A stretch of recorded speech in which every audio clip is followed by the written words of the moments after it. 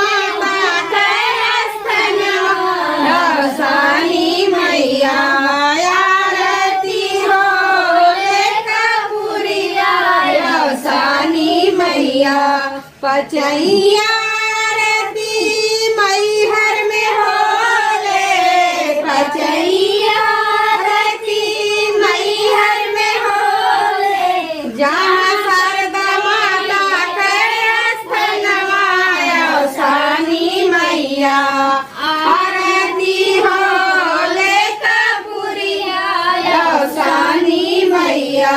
छठैया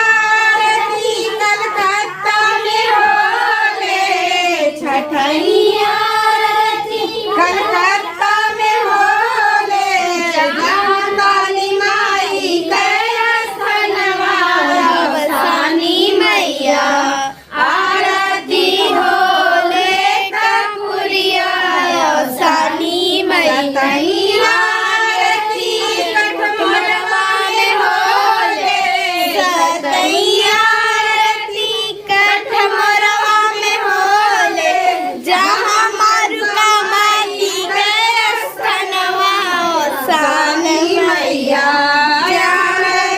होले कपूरिया सानी मैया।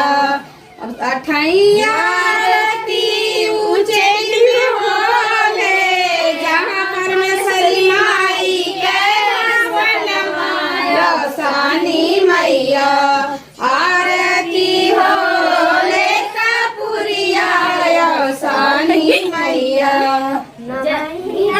आरती होले नवई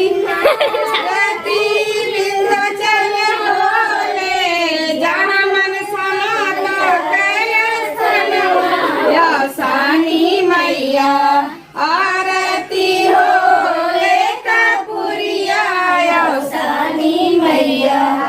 बोलो सांगनी।